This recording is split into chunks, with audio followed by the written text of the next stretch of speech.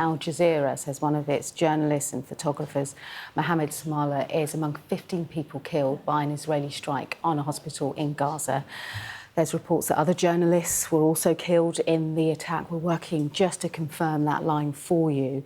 Meanwhile, Israel's military and Prime Minister's office both say they have no immediate comment. We're going to go live now to Professor Nick Maynard, who has been working at the Nasser Hospital in Gaza a few weeks ago. Professor, what can you tell us about what we're hearing today? You were there a few weeks ago at the Nasser Hospital. Tell us about the establishment, what it's like. What's happening now is barbarism in the extreme. I left Nasser just about 4 weeks ago. It's been bombed several times in the last 22 months. This is as bad as any. 15 people have been killed. 4 journalists we've heard about. Medical students have been killed. Security people have been killed. It is murder. These are war crimes, killing innocent civilians. And it is as barbaric as anything I have seen in Gaza over the last 22 months. Professor, you mentioned there that it's been targeted several times. How does staff, and how did yourself indeed, continue to treat people while this bombardment continued?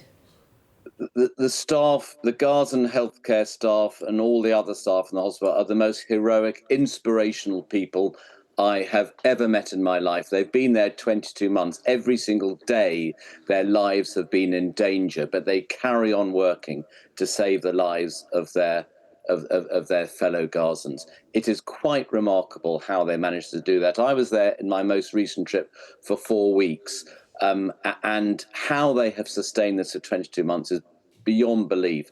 But they stay there. They stay there to treat their civilian, their countrymen, despite the fact they have been bombed several times. I've spoken to doctors who have been incarcerated in Israeli prisons, who've been tortured daily for months at a time, and the minute they're released, they come back to work because that is their duty to do so. They are utterly inspirational heroes. Professor, have you been able to contact anyone from the hospital this morning? Yes, I'm getting messages repeatedly. The doctors I have know so well are not replying to their messages, undoubtedly because they are treating the injured. The other, I mean, there are many injured people, quite apart from the 15 people who've been killed. I've been in regular contact with other healthcare staff there. We know that MAP, the charity I work closely with in Gaza, had 15 staff members, including 2 British people, on the ground. They have all been safely evacuated. I'm getting live updates by the minute from people in the hospital, updating me about the injuries. There were 2 strikes, the typical double strike that the Israelis use frequently. And as I said, the current tally is 15 deaths, but it may well be we'll hear more about that. And just talk us through, as a doctor, your main concern is to treat the injured, but while you're under bombardment from missiles, from attack, how do you continue to work, continue to try to save lives? You just concentrate on the job in hand. As I said, they've been doing it for 22 months. I've been working in these hospitals whilst the hospitals are being bombed.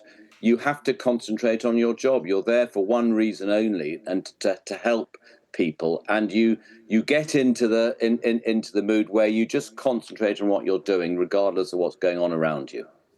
OK. Dr. Professor Maynard, we're getting pictures, obviously, and breaking lines from Gaza at the moment. But just your thoughts to your colleagues as we leave this hour. What would it be? My love to all of you. I understand what you're going through. You have huge support over here. I know from all my colleagues and friends who've been out in Gaza, everyone is watching what's going on at the moment. Okay. Everyone is feeling for you and sending their love to you. And we will continue to speak out and tell the rest of the world. Leave it there, Professor Dr. Maynard. Thank you very much for your time.